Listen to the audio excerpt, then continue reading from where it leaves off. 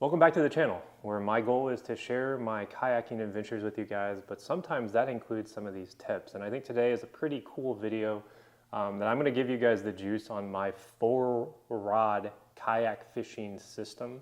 And we're just going to talk about my kayaks in general, my organization, what I do to slim down and simplify my fishing strategy. And I think that has a lot to do with some of the success I have and, just some of the successes I've had over the years with this strategy. And that goes from rivers, lakes, streams, tournaments, what you name it. This is the system that I've stood by.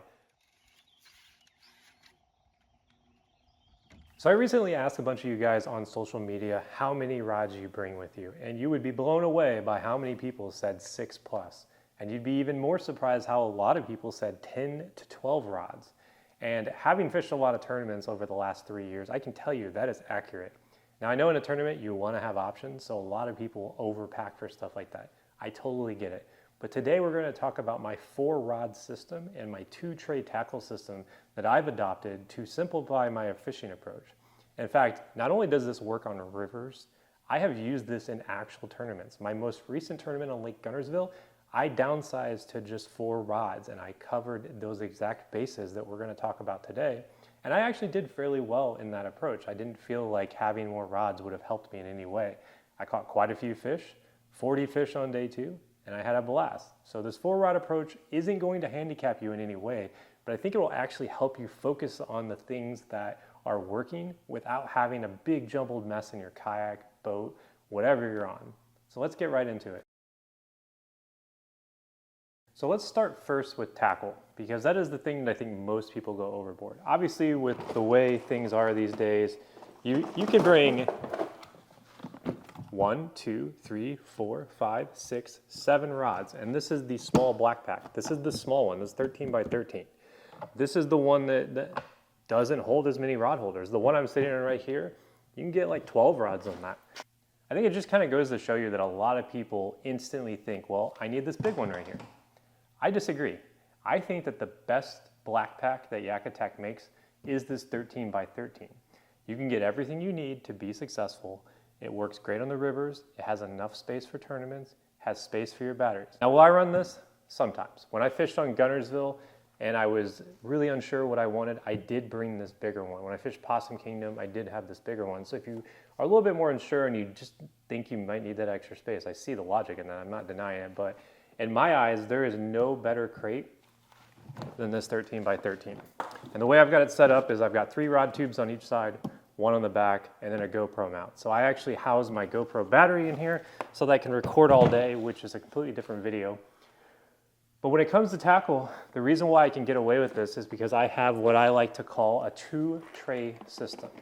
Now, depending on the time of year, these are going to vary from what I've got in them, how many I bring, what I bring. But it essentially boils down to this. I have one box where I keep stuff like mag drafts. I like to carry a couple different mag drafts because they can blow out real easy. I like to throw a couple jigs in there or chatterbaits. And I sometimes will throw in my big soft glide baits, stuff like that. So this is pretty straightforward. I know exactly what I'm getting when I open this. And then on my second one, this is where I'm going to keep my smaller stuff. This is where I'm going to keep my hard baits or my hooks. So if I know that I'm going to go out and not throw a jerk bait, the first thing I'm going to do is not bring a jerk bait. So like this one right here, I need to spend some time going through it and probably calling out the jerk baits. But I typically like to bring a couple topwaters and a couple, like your crankbaits and stuff like that. But I don't go overboard. I just like to have like, okay, if I break one off, here's my backup, and then here's a different color. So when it comes to topwater, I have a school of thought where you really only need maybe 2 colors in topwater. One is a dark color, and the other being a white color, a light color. You could even do something that's going to mimic some of the bait fish in your area. As you see, I got a little swim bait hanging off that. Like that, that's a long-eared pattern. It's a kind of a cool one. So I keep it really simple. Like I'm not wanting to bring a million different topwaters. I'll bring like 2 types of ploppers and then maybe I'll throw in a couple poppers like that. Otherwise, the next thing I'm going to put in this box are going to be like my hard crankbaits, stuff like that. So when it comes to tackle, I keep it pretty simple. If I can't get them in 2 trays, I don't bring them. So soft swim baits, jigs in this, hard baits in this, and I usually throw whatever hooks I'm going to use in there. So that brings me to soft plastics. Do you need to bring this many soft plastics on a trip? No, probably not. If you know that you're going to go out and throw whopper ploppers and crankbaits and spinner baits, you probably don't need to bring a curly tail grub. You probably don't need to go out of your way to bring some sort of crawbait. Is it good to have those options? Absolutely. So typically what I'll do is after I've decided on my 2 boxes, I will grab this bag. And I like these bags because you can zip them and they are mostly water resistant. You can slide them under the seat, you can keep them in the front hatch, whatever, I don't care. And I will fill it so that it's maybe 70% full. I want it to be able to collapse down and be flat, that I can slide it into this black pack like this, no problem. So I would really limit your soft plastic choices. Like when you're in a kayak and you're wanting to be effective, you do not need that extra pack of Cincos. Trust me, guys. This time of year is super predictable in the summer, but I would argue that all seasons are pretty predictable. 90% of us bring way too much stuff. So for me, this bag, 2 trays of Trackle in the small black pack, we're good to go. So that might not seem so radical. You know, it seems like I'm really just making really tactical decisions. Well, that's the goal. You know, I want a really straightforward, here's what I've got, here's what I don't have strategy when I go out on the river. I want to keep it simple. But here's where I start to deviate a little bit. A lot of people like to bring a lot of rods. They don't like to retie. And maybe it's the river guy in me. I like to bring as few rods as possible. Because when you're on the river, you know, you're not wanting those rods up behind you. You want to be able to stack them in front of you. So when I first started kayak fishing, I was bringing everything. I was using this big one down here, bringing every single rod I owned. And I realized like, hey, I'm not even using like 2/3 of these. I'm usually just using the 4 rods that I want to use. And I started fishing the river a lot, and I did the same thing. I brought, you know, I always used to bring like 6 rods, sometimes 7. I'd put one in the hatch. I'd have all this stuff laying in front of me, and I realized like this is pointless. What do I actually need to bring? With the water being warmer right now, it makes it a lot easier, but sometimes in the winter it can be a little tricky. But there are ways to kind of pare down on what you're going to need, and I'm going to explain to you guys my 4 rod system and talk about when I bring a 5th rod. So right back here are what I typically take on the river. These are the rods that I have out there all the time. They're rods that are versatile. They're rods that can do several things in a pinch if need be. And I'm going to start with the first one here, because this is the rod you've probably seen me use a lot on this channel. This right here is a medium heavy rod. It's a 7-foot medium heavy. When it comes to it, I would rather use like a 7 to 7.4 rod tops on a kayak. I don't really like long ones on the river. If you see me fishing like a boat or a tournament, boat or kayak, I will use longer rods on a lake.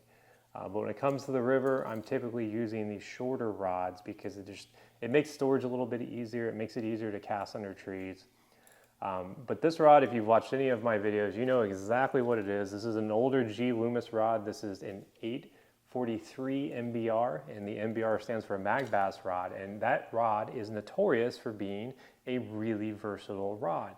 It can do just about anything. I've caught a lot of my spinnerbait fish on the river on this. I've caught a lot of my topwater fish on it. With it being summer, I've got braid and a plopper. Pretty straightforward. This is my topwater rod. Now, if topwater turns off, guess what? I can put a spinnerbait on this and catch fish. I can put a jig on this and catch fish. If I really don't want to use braid, I can tie a leader, because that's one thing you should always bring is a leader line. I usually only bring 2 sizes. I usually bring a lighter and then like a 12. So like an 8 or a 12 or a 10 and a 12. But you can put a leader on this and throw a jig. This is the most versatile rod. And that's why I started with this one, because this is my anchor rod. This is the rod where if I lost all 3 other rods, I would still feel comfortable that I could go down the river, fish whatever bait I want with this rod. So that covers that. That's my versatile rod, but that's like the top water rod. The next thing we're going to talk about here is your spinning rod. So I know some of you guys might not be spinning rod folks, but I always like to have a spinning rod with me, be that to throw some sort of like paddle tail or like Damiki rig, Texas rigged, like finesse worm, Ned rig, Helgramite, you name it. I've got to have a spinning rod. So out of my 4 rods, I'm always going to have a spinning rod. This one right here is a medium. This is a 6'9" medium. This is the Daiwa BLX paired with a Daiwa Tatua. This is probably the most expensive combo I typically take with me out there. But one great thing about this rod really is it floats. I don't know what it is about this rod, but it floats. I learned that the hard way. So I'm always taking a Finesse rod with me. I think on days where it's tougher, if you go out there on any body of water, you want a backup option with Finesse. It's just a fact of life. Finesse catches fish when it's tough. You will not catch me on any body of water without a spinning rod where I can throw Finesse. So, you know, I've got the rod that covers top water and spinner baits and do all, you know, your versatile rod. And I've got my Finesse rod. So that leaves us 2 more spots. And this is where it gets tricky in this 4-rod system. Really what you want to do is you want to have that dual rod, you want to have that Finesse rod, and then you start picking your next 2 rods based on season. With it being summer right now, that's where I'm leaning towards something like this. This is a cranking rod. Typically it's like, quote, a square bill or flat side rod, whatever you want to call it. This is a Megabass Levante. This rod is really good because much like this topwater rod and the Loomis MBR, this is a rod that excels at throwing crankbaits, but I would have no issue throwing a spinnerbait on this rod. If for whatever reason they were hitting topwater, but they were also hitting spinnerbaits, but they weren't eating crankbaits, guess what? Spinnerbait on this rod, I don't have to retie on my topwater rod. We're good to go. So I always think that you should have like a good moving bait rod with you if the season is favorable toward that sort of thing. I mean, sometimes in different parts of the year in the winter, you might not want this. You might opt for a second spinning rod. Let's say you want to run like a jig head minnow and a Ned rig. That makes a lot of sense. But that's where I'm saying this 4-rod system, this is where you can start kind of pulling and placing based on what time of year it is. There's a lot of parts of the year, like in the fall, early spring, in the winter, where I won't even have this rod with me. I'll actually bring my jerkbait rod. And my jerkbait rod can also throw crankbaits if need be. And I guess, you know, if you really wanted to, you could throw spinnerbaits. Granted, I'm probably not taking a jerkbait off that time of year, because if you know anything about me, it's one of my favorite techniques. But that's where, you know, that's the moving bait rod. That's your more versatile moving bait rod. So you might notice a trend here. I'm not picking rods that are really good at one thing. I'm picking rods that are very versatile. Because as a river fisherman, you know, I fish a lot of lakes too, but as someone who fishes a ton of rivers, I know that when something goes wrong in the river, let's say you blow out a reel, can't use one of them, you want other backup options. So let's talk about that 4th rod, because this is where you really have to start thinking about, well, what am I doing? What am I actually going to sit down and do to catch fish? Am I actually going to catch fish on a big swim bait and need to bring a big rod? Or am I going to catch fish on a second topwater? Are they short striking the whopper plopper in some areas? Like, you know, largemouth are more lazy. They are more likely to hit a popper in some of that lazy water, whereas they might just ignore a whopper plopper. That being said, you might be crushing smallmouth on the riffles and then going into these backwaters and wanting to catch, you know, those big lazy largemouths. So you might want to have that second topwater rod with you. I'd say that's a rare thing, but when I do something like that, I do like my jerkbait rod for that, because you could throw Finesse jigs on that as well. But this time of year, with the fish being a little bit more aggressive, more willing to kind of push themselves out of the zones that they're used to, you know, sometimes when it's really hot, you'll see them kind of turn off a little bit, but in the summer, their metabolisms are high. They will eat the bigger baits. And that's why I like to have a rod that can be a little bit heavier. Now, this is a 7'2" medium heavy X Pride. This goes up to an ounce, but honestly, I feel like it really is more in that ounce and a quarter range. And I like to throw mag drafts on this. Small glide baits. You could even get away throwing stuff like the Osakana slide that you might have seen on my channel. I love that on this. So I like to have a heavier rod, because if they are turning on to those bigger baits, this gives you the option to throw that. You know what's great about this rod too though? Let's say they're not on big baits. Let's say this is one of the 4th rods you bring and you're like, you know, I'd really like to throw a jig. I don't want to take off my crankbait and I don't want to take off my topwater. Guess what? Boom, phenomenal jig rod. So you might have noticed the trend there. In this system of just like simplifying your thinking, you've got 4 rods that can pretty much do everything Maybe not the spinning rod, you're not gonna throw a big old whopper popper on that. But these 4 rods in any given combination can probably go out of their way and do any technique that you feel like you might need in any given day. So I've basically taken like 15 techniques and boiled it down into these 4 rods. And these are the rods that I'll take with me on the river. And I can tie anything on in my tackle box. You know, any hook, anything I need, I could tie it on at any given moment and feel like I can catch fish. Are some of these rods better at different techniques than others? Absolutely. If you look over here, I've got a pile of rods that do all sorts of different things. Crankbait rods, jerkbait rods, chatterbait rods. But I can't bring all those on the kayak, especially on the river. So you have to make these choices. And I think a lot of people struggle with that as anglers. They get into kayak fishing and they just choose way too much stuff out of the gate. They get overwhelmed and it impacts their fishing. Because if you just focus on what you think you're going to need, you will find the fish much more efficiently than if you're trying to second guess yourself, trying to figure out, well, do I need this? Do I need that? So that's the 4 rod system. Some days, if I know that the bite's going to be really tough, you will see me throw in a 5th rod. And a lot of times I'll either slide it in the hatch or I'll slide it behind me and store it under my seat. And oftentimes that 5th rod will be something that does something very specific. A good example of that is something like this, which thanks to Movie Magic, I just grabbed out of my pile. This is the Shimano SLX swim bait rod. This is a 7.3 heavy. It is one of the shortest swim bait rods I've ever found in my life. But I love it, and it's perfect for the kayak. But what it's good at is it's good up to 4 ounces. So let's say that you've picked your 4 rods, but you have a hunch that not only do you want to throw mag drafts on your medium-sized rod that we talked about earlier in the video, but you might want to go out of your way and throw some of these bigger baits in certain areas, which isn't crazy because this rod's probably a little bit too hefty if you really want to throw a mag draft. Could it do it? Absolutely. And I've done it. But it excels at these like smaller glide baits like this right here, which is a Chad, the Spro one, or like your Buka bull shads. It could throw the Osa kind of slide, no problem. So that's where you'll see me bring a 5th rod.